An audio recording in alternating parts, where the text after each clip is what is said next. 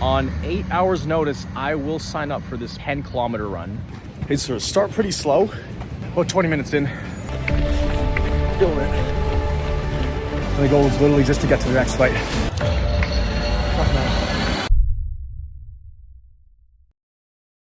I'm basically a guinea pig seeing if it really works, seeing if I'm crash proof. Consider this one big experiment to see how well my body is holding up. And so far, it's holding up very well. I think it's now about 7 a.m. So we got the whole day ahead. It's Sunday. I'm just waiting for an Uber right now to go bring me to the car rental spot. That's what we're gonna do. Alrighty, little update. It's about 2 hours after I finished my run. Took a really cold shower to help with the recovery. Legs feel completely fried. Went to go to the airport. It's about a 30-minute ride, and then picked up a rental car. So I got a rental car here because we're gonna go do another hike. Thought, you know what? The other hike is not that bad. It's not gonna be as bad as the 10 kilometers. This took it out of me for the next day or maybe couple days. Probably take it easy, go chill by a pool or something. I mean, I could probably go pick up a car and go watch the sunrise and do not a hike, but 10 kilometers was rough, but we got some fuel in the tank. And actually we're refueling right now. I want to take you guys along. Got some food. Of course we need to eat very healthy, replenish the calories and the energy. So what other than the breakfast of champions, McDonald's?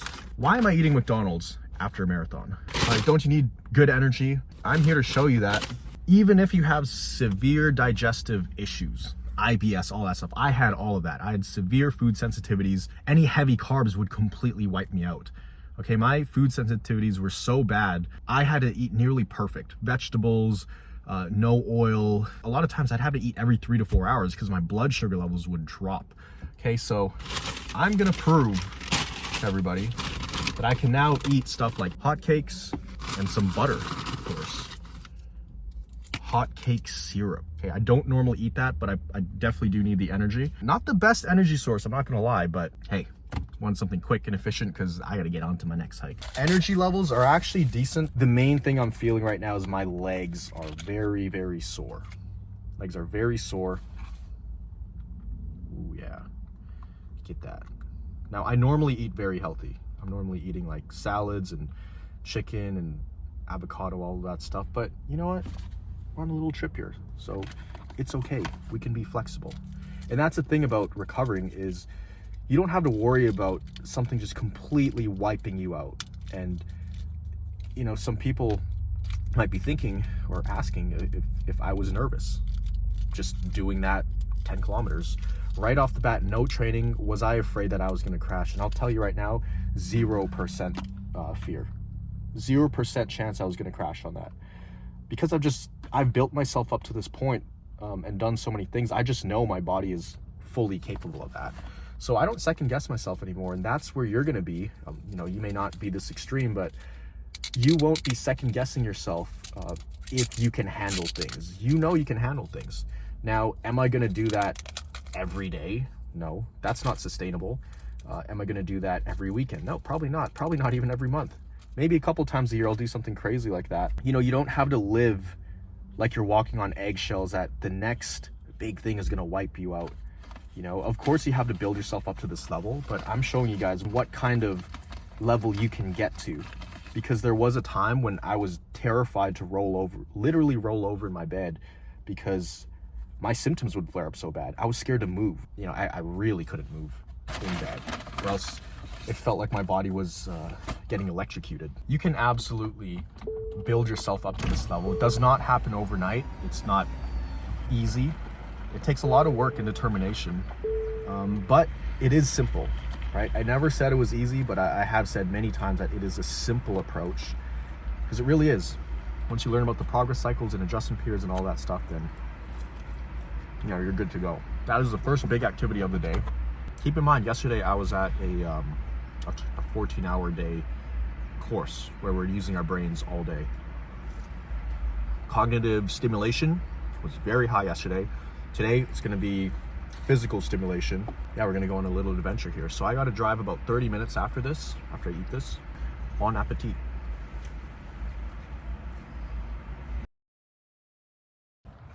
Okay, We are at the infamous Makapu'u Lighthouse Trail. Parked the car here. So if we go back about 6.5 years ago, and I've told the story so many times on my channel, but I was supposed to just wait in the car, right? This was the exact parking lot that we were at. I was supposed to wait in the car for them to go hiking. They took the keys with them. They were supposed to leave it in the car. So I'm waiting in the car for about 5 or 10 minutes. But by that time, they were all the way, probably like up here, right around there. So I see them and I'm thinking, okay, well, I got to catch up to them or else my car's just gonna, it's just gonna keep alarming. So I start walking. Didn't even have proper shoes. I didn't have runners or anything. I just had slippers. So I was definitely not prepared for this. Didn't drink water, didn't have nothing. Didn't have water on me. It's pitch black, right? On that day, I could see the stars. In my mind the whole time I'm thinking that my doctor said I wouldn't crash. He kept saying that I wasn't gonna crash. So I said, okay, I trust you. Haven't crashed up to this point. So I'm walking through this parking lot. All this stuff is going through my head. Is this a big mistake? Should I really be doing this right now? Or is this gonna kind of bite me? That was like the devil on my shoulder. The angel on my shoulder was my doctor's voice saying, you're not gonna crash, Miguel. The golden rule in recovery is your success is determined by how well you respond to symptoms. And if you respond well, yes, it will be uncomfortable. Yes, you will have symptoms, but it won't bring you back to square one. You're gonna have a flare up probably. If you do it right, you'll be okay. So I kept walking. I was looking down at my slippers thinking this is ridiculous. How am I gonna walk up here? But luckily this is a paved road. I didn't know it was paved at the time. And I specifically remember it was around up here where I realized I wasn't gonna catch them. It was right around here where I started getting some intense palpitations. So I'm a lot further up. This doesn't really do it justice, but there's a pretty steep drop over here. And part of the reason I kept going, because although it was pitch black when I started, I saw there was some brightness starting to happen, like right around this corner over here. It's kind of getting blue. And so I thought to myself, okay, if we just make it around that corner, I'll be able to see the beautiful sunrise. Because when I was sick, that's all I wanted to do. I would think of all the sunrises I wanted to watch once it got better. Right now, I could feel my heart rate picking up, starting to sweat a little bit. So this is where I was seriously contemplating turning back. I'm walking up here, I could see right around the corner, it's starting to get a little bit brighter and brighter. So I'm thinking to myself, that would be such a beautiful sight.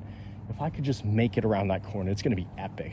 It was getting brighter and brighter. I started to see some red, and then some purple, and then some orange, and then some yellow. Quite high up now. The car is all the way over there. Heart rate is definitely up. Sweat is starting to get sweaty. We're almost around this corner here. As you can see, the sun's already out, but easy walking. Actually, this is where the Thriver retreat. We were supposed to walk up this thing together with some people who are freshly recovered from CFS. This is where you start to see, I started to see the sunrise creeping up from right over there. At this point, the symptoms started to subside. Like I wasn't feeling dizzy.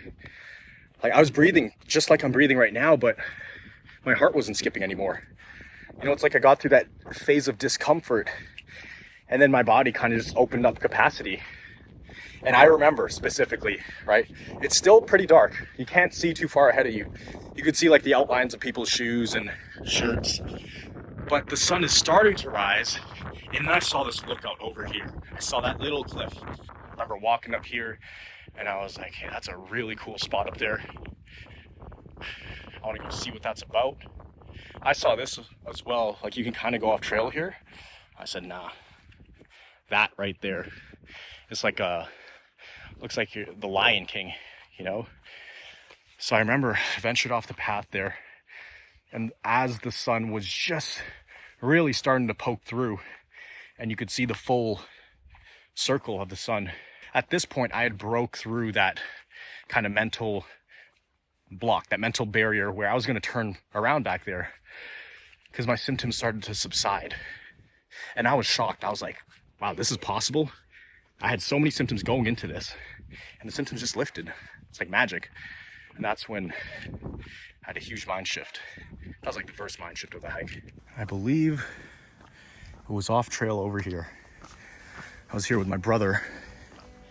I finally caught up to them. I told my brother, hey, let's go check this spot out. So we went over here, and as I'm walking up, the sun starts to poke its head through. It was right here, I remember. This is where I knew 1000% that I was gonna recover, right here. It was right here. I remember, that's crazy. I remember this like it was yesterday. It was still dark. I was standing on this edge right here. I looked over and thought, man, we made it so far. It was beautiful. And I looked around and I said, if I can make it up here, I could do anything. Because this was impossible. This was literally impossible before. And I was gonna say, I don't think you guys understand, but you know what I'm talking about. It's like if right now, if you're bedridden or you're housebound, and even doing the most simple thing gives you crazy symptoms, and it's like your body is just not cooperating. It's like if you stand up too fast, it puts you in a flare-up or adjustment period. I was worse than that. And I would think, you know, if I could just walk outside, if I could do this and that, like for me to be here back then, it was a massive leap in what I was able to do. And so it was like a milestone that made recovery real. It was right here at this spot, on this little shrub on the side of the mountain, on this little cliff over here. I set up a tripod right here and did a little time lapse. I also had a drone fly right here. That's before I even came up with the idea of CFS recovery, before I ever made my first video, when I was still finding my way through recovery. But now I'm here today. We've been able to serve a couple thousand drivers all around the world. This location played a big part of making it real for me. And so I just wanted to take you guys up here. This is where it changed for me. This is where I had that huge mind shift. That's where that word mind shift came from, actually. It's at this spot right here. I'm really glad I could take you guys along with me. Comment down below, what is your big goal? What is your big vision? Doesn't even have to be a goal. What's your big vision, your dream of what you want to do? Is it hike up a mountain like this and watch the sunrise? Is it go surfing? What is that ultimate vision? If you knew you could not fail, you were 1000% going to recover, what does that look like? More importantly than what it looks like, what does that feel like for you? Because that's even more important than what it actually is. I remember I would feel the wind on my face when I would imagine something like this when I was recovering, when I was bedridden and I couldn't do anything. The more you can see it and the more you can feel it, the more likely it is to happen. So you're just going to get there eventually. The question is not a matter of if, it's a matter of when. I've seen it so many times, people recovering, getting their lives back, and you could do it too. I'm no one special. I'm just a normal person that learned a few tricks of the trade, and that's exactly what I share with you guys. Legendary spot right here. Legendary spot.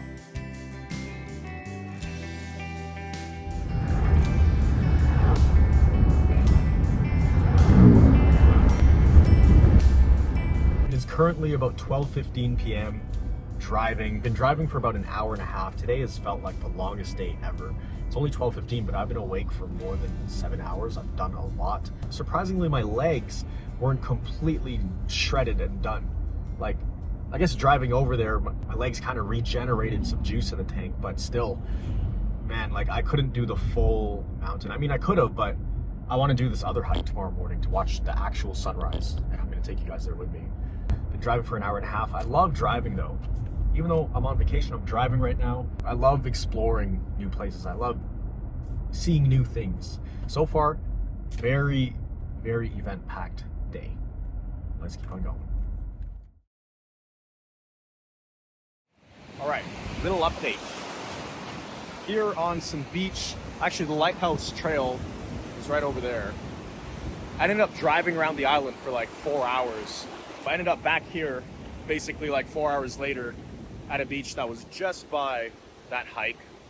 And I couldn't go back to the hotel because it was way too much traffic, as there were thousands of people still running the marathon. Little update on the symptoms though, 0 symptoms. I mean, my legs are sore, but when I stand on them, other than that, fine. No headache, heart rate's completely fine, no pain, no dizziness, no nothing. So I guess this system of recovery really works, because that's kind of the main reason I did it, was to really see, one was to show you guys that it's possible to recover to this point, but two, to really just test out if it really works. I know the system that we built works, but this was like pushing it to the extreme. To go run 10 kilometers on like 8 hours of notice after doing all of this cognitive activity in a personal development workshop, this was like next level stress test on the nervous system. And not only that, after the 10K, I actually went to do another hike, like a short hike. It wasn't long, it was like 45 minutes, but nonetheless, did that, then drove for about 4 hours while eating McDonald's. It was like the ultimate stress test, and I think we passed the stress test. So tomorrow, we're gonna do another hike. That one's actually gonna be even more epic. We're gonna be able to watch the sunrise. When we start hiking, it's gonna be pitch black. And then by the time we get to the top, you know, the sun is gonna be rising, and I'm gonna take you guys with me. I think it's one of these mountains. We're gonna hike up there. There's like these bunkers from World War II where it's just really epic view from up there. Really nice lookout point. And the water is pristine blue. So that's what we're doing tomorrow morning. For now, just gonna chill out here. It's actually a nice recovery for the legs. My legs are pretty tired. That's what we're looking forward to, getting a bit of sunshine.